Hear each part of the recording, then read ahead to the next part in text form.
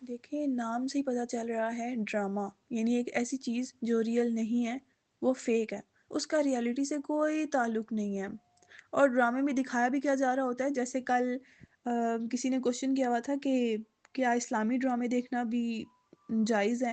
تو میں نے ان سے کوشچن کیا کہ ڈرامے بھی اسلامک ہوتے ہیں یا اسلامک ڈرامے بھی ہوتے ہیں؟ تو ایسا کچھ بھی نہیں ہے۔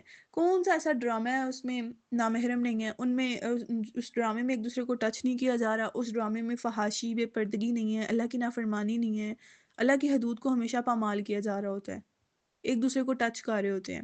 تو حدیث میں تو آتا ہے کہ کسی نامحرم کو ٹچ کرنے سے بہتر ہے تمہارے سر میں لوہے کی کیل ٹھونک دی جائے۔ اور سورۃ نور میں آتا ہے کہ ایسے لوگ جو پسند کرتے ہیں کہ ایمان والوں میں بے حیائی پھیلے، ان کے لیے دنیا یا آخرت میں دکھ دینے والا عذاب ہے۔ یہاں پہ میں کسی کو بھی کرٹیسائز نہیں کری، نہ میں کبھی جج کر، میری ایسی نیت ہی نہیں ہے، لیکن جو ریالٹی ہے وہ تو آپ کو ایٹ لیسٹ پتہ ہونی چاہیے نا۔ تو ایک حدیث ہے کہ دنیا مومن کے لیے قید خانہ اور کافر کے لیے جنت ہے، یعنی کافر کے لیے تو کوئی ریسٹرکشنز نہیں ہے نا، تم نے یہ نہیں کرنا وہ نہیں کرنا، وہ تو اس کا تو کوئی دین ایمان ہی نہیں ہے، وہ تو کفر کرتا ہے، ٹھیک ہے، اس کی تو اپنی مرضی کی زندگی ہے۔ لیکن مسلمان کے لیے دنیا قید خانہ ہے۔ جگہ جگہ پہ ہمیں، اگر ہم دین کے راستے پہ بھی چل رہے ہیں نا، تو ہمیں باتیں سننی پڑتی ہیں، تانے سننے پڑتے ہیں، لیکن بہادر وہی ہے، اللہ کو بہادر مومن زیادہ پسند ہے۔ کمزور مومن بھی اللہ کو پسند ہے اور خیر دونوں میں موجود ہے، لیکن اللہ کو بہادر مومن زیادہ پسند ہے، جو مینٹلی بھی، اسپرچولی، فزیکلی، تینوں طرح سے وہ اسٹرونگ ہو۔ تو ہمارا نا اس دنیا میں آنے کا بہت بڑا مقصد ہے۔ نماز گئی، قرآن کوئی فکر ہی نہیں ہے، ہم لوگ ایک ایپیسوڈ دیکھی پھر دوسری دیکھی، دل اور کرتا ہے کہ میں اور دیکھوں اور دیکھوں، ایسے ہی ہوتا ہے نا، دلچسپی بڑھتی جاتی ہے۔ تو اسی کو تو کہتے ہیں کہ بندہ انٹرٹین ہو رہا ہے۔ پھر آپ ڈراموں کو چھوڑو گے کیسے؟ آپ مجھے یہ بتاؤ، آپ دوسروں کو کیسے چھڑواؤ گے جب آپ خود ہی اس چیز میں انوالو ہو گے؟ بہت سارے لوگوں کو تو یہ چیز بہت عجیب ویئرڈ لگے گی اور وہ پھر سے دیکھ رہے ہوں گے اس چیز کو، میرے اس وائس کو اگنور کر کے، اور وہ اس بات کو ذہن میں رکھیں گے کہ خیر ہے، اٹس اوکے، ہم بس انٹرٹینمنٹ کے لیے دیکھ رہے ہیں، اور گناہوں کو بڑا نارملائز کر رہے ہوتے ہیں۔ تو ان کا مقصد تو پورا ہو گیا۔ دیکھیں میری بات سنیں، جب ایک کافر کی اور ایک مسلمان کی جنگ ہوتی ہے نا، تو جیتتا ہمیشہ مسلمان ہے، ٹھیک ہے؟ ہمیشہ آپ تاریخ اٹھا کے دیکھ لیں، جیتتا ہمیشہ مسلمان ہے۔ کافروں نے کیا کیا؟ انہوں نے کہا نہیں، ہم جنگ نہیں کر سکتے۔ اب نہ ہم نے مسلمانوں کو اندر سے اتنا کھوکھلا کر دینا نا کہ ان کو ہوش ہی نہ رہی، اپنے ایمان ہی کھو بیٹھے۔ دس از دی گیم، کہ وہ آپ کو نا اندر سے کھوکھلا کریں۔ یہ گرل فرینڈ، بوائے فرینڈ، یہ پیار محبت عشق معشوقیاں، یہ سارا کہاں سے آ رہا ہے؟ یہ ہمارا کلچر تو نہیں ہے۔ ہمارا اسلام یہ کہتا ہے کہ اگر آپ کو کوئی پسند آ گیا نا، تو آپ اسے حلال طریقے سے اپروچ کرنے کی کوشش کرو، نہ کہ اس کے لیے حرام میوزک والی ریلز ڈالو، اس کو عجیب ہر ٹائم سوچتے رہو، پھر اسے آپ دعاؤں میں مانگ رہے ہو، ہر ٹائم وہی آپ کے ذہن میں چل رہا ہے، اور آپ ڈرامے دیکھتے کہ اس سے انسپائر ہو رہے ہو، اور ڈراموں کو اتنا آپ گلیمرائز کر کے دکھا رہے ہو، دوسروں کو لائکس لے رہے ہو۔ یہ لائکس نہیں ہے، یہ گناہ ہے، جی ہاں۔ اور یہ گناہ جاریہ بنا ہوا ہے، جیسے صدقہ جاریہ ہوتا ہے نا، فار ایگزامپل میں نے یہاں تلاوت شیئر کی، جتنے لوگ سنیں گے ان کا ثواب میرے اکاؤنٹ میں بھی آئے گا۔ اسی طرح گناہ جاریہ بھی ہوتا ہے۔ آپ نے میوزک شیئر کیا، آپ کی نیت جتنی مرضی صاف تھی، ٹھیک ہے، اب جتنے لوگ اس میوزک کو دیکھیں گے، سنیں گے، آگے شیئر کریں گے، جب تک وہ جہاں تک شیئر ہوتا رہے گا، ان سب لوگوں کا گناہ آپ کے اکاؤنٹ میں بھی آتا رہے گا۔ تو قیامت کے دن ہم اپنے گناہ نہیں اٹھا سکیں گے، تو دوسروں کے گناہوں کا بوجھ ہم کہاں سے اٹھائیں گے، کیسے اٹھائیں گے؟ اس لیے ان چیزوں کا خیال رکھا کریں۔ اور ثنا یوسف کی ڈیتھ ہو گئی، اللہ پاک اس کے لیے آسانی والے معاملات کرے، اس کی اگلی منزلیں آسان کرے۔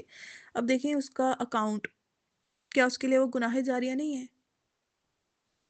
تو اس چیز سے ہم نے بچنا ہے۔ اور بھی بہت سارے ایسے کیسز ہوئے ہیں جہاں پہ ڈیتھس ہو گئی ہیں لوگوں کی، اور ان کے اکاؤنٹ سے کون ڈیلیٹ کرائے گا؟ پھر وہ ان کے پیچھے جو انہوں نے چھوڑا ہوگا، جو ان کا ریمیننگ سٹف ہوگا، یہ بھی سوچا کریں۔ اور جب آپ ڈرامے دیکھتے ہو نا، آپ وہ ایک ٹی وی کے سامنے بس آپ بیٹھے ہوئے ہو، اور وہ جو وہاں پہ چل رہا ہے نا، آپ بس آنکھیں کھول کے دیکھی جا رہے ہو، ڈمی بن کے بس آپ بیٹھے ہوئے ہو۔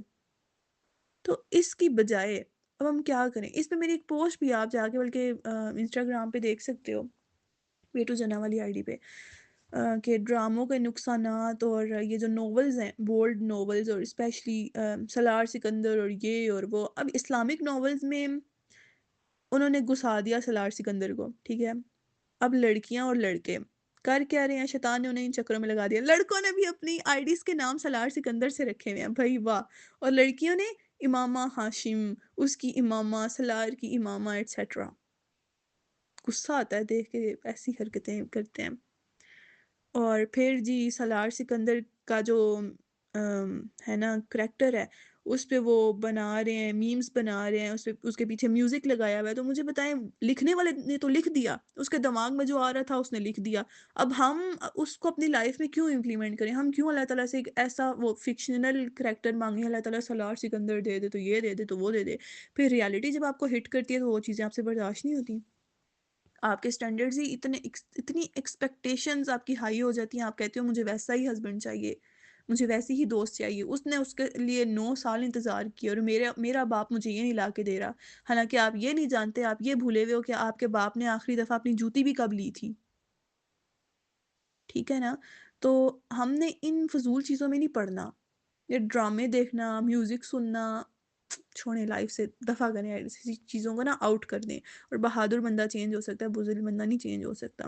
میرا دل کرتا ہے میں جا کے نا ڈرامہ انڈسٹری کو آگ لگا دوں، اور مجھے کبھی موقع ملے نا تو آئی ول، اینڈ یو پیپل ول سی، انشاءاللہ۔ اوکے یونیورسٹی میں تو میوزک کنسرٹ بھی ہو رہا تھا، اور میرا دل تھا کہ اگر میں وہاں پہ موجود ہوتی نا تو میں نے جانا تھا، مائک پکڑ کے شروع ہو جانا تھا تو خیر، برائی کو روکنے کے 3 طریقے ہوتے ہیں: ہاتھ سے روکو، زبان سے روکو، نہیں روک سکتے تو دل میں برا جانو۔ لیکن ہم دل میں برا جاننے کی بجائے ہم خود بھی وہ کام کر رہے ہوتے ہیں، and we call our self مسلم۔ واؤ ٹیکنالوجیا۔ اچھا، اب اس کے برعکس ہم کیا کریں؟ اس کے الٹرنیٹس کیا ہیں؟ Following are the alternates.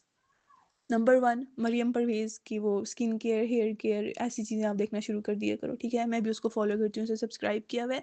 Number 2، میں تو نتاشا وکاس کی بھی دیکھتی تھی، اب کافی عرصہ ہو گیا، ٹائم ہی نہیں ہوتا۔ تو ایسے اگر آپ فوڈ بلاگرز ہیں، کافی سارے ہیں، ان کو دیکھنا چاہو تو آپ ان کو دیکھ سکتے ہو، سوائے وہ سسٹرولوجی اور ان چیزوں کو، ٹھیک ہے؟ وہ بغیرتیالوجی ہے ان کی، وہ ان سب چیزوں کو چھوڑ کے نا باقی جو چیزیں ہیں ان کو، اچھی چیزوں کو ہمیشہ پک کیا کرو۔ تھرڈ، آپ میرے ولاگس بھی دیکھ سکتے ہو۔ فورتھ، آپ اجاز انصاری کی کوکنگ ریسیپیز آپ دیکھ سکتے ہو، پھر آپ اس کو ٹرائی کرو۔ اور the most important, Quran journaling start کر دو۔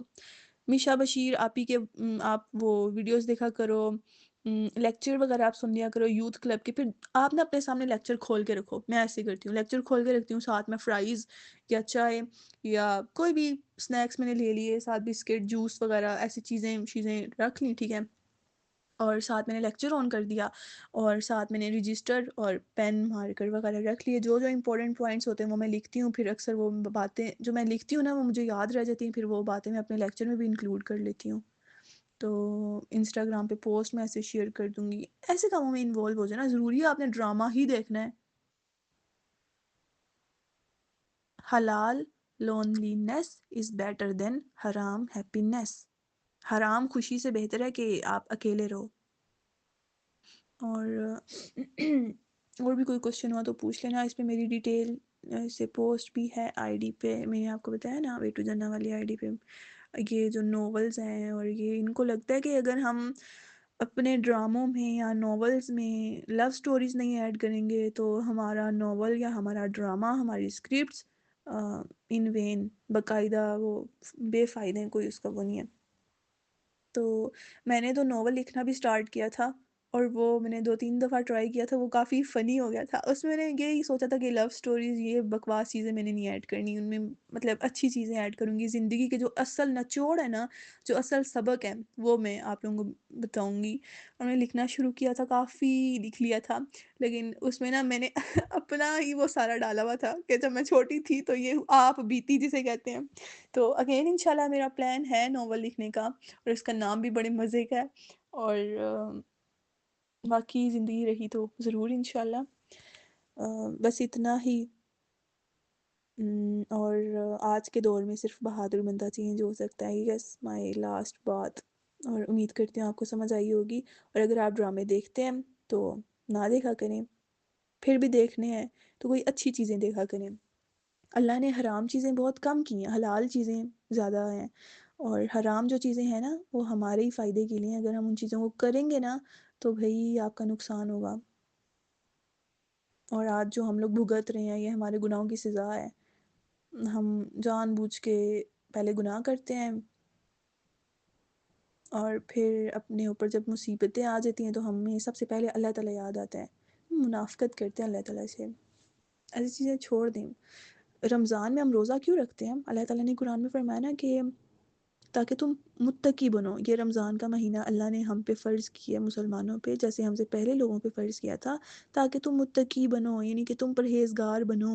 پرہیزگار، متقی مطلب اللہ کا ڈر، تقوی اختیار کرو، یعنی اللہ کا ڈر۔ اللہ کا ڈر ہوگا تو آپ گناہوں سے آٹومیٹیکلی بچو گے، ٹھیک ہے؟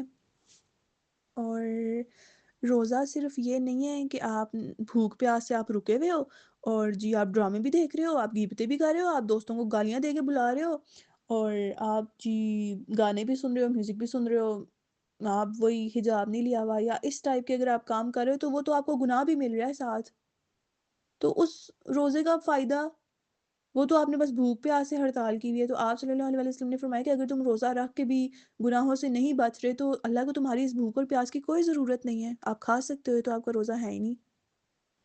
سمجھ آئیے؟ تو روزہ رکھنے کا مقصد یہ ہے کہ ہم گناہوں کو چھوڑ دیں، ہم اپنی لائف کو نا انالائز کریں، ہم دیکھیں کہ کیا کہاں پہ ہم غلطی کر رہے ہیں، اس کو کیسے ٹھیک کرنے ہیں، اپنے آپ کو بہتر کریں۔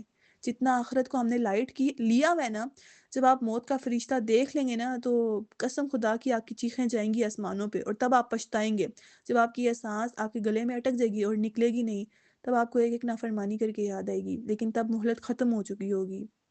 تو نا ذرا قبرستان کا ایک چکر لگا کے دیکھنا، آپ کو ساری باتیں سمجھ آ جائیں گی۔